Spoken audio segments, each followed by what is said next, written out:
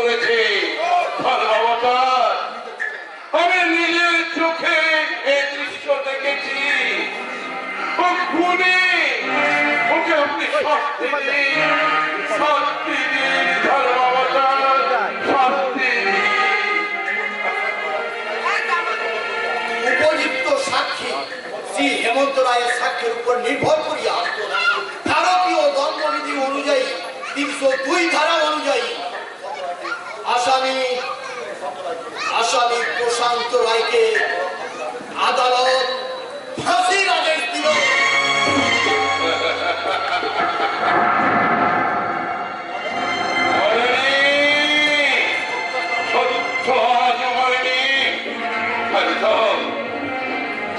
তোমরা দেখো, সত্য আজ বেঁচে আছে, সত্য আজ বেঁচে আছে, যুগে যুগে আজ বেঁচে থাকবে।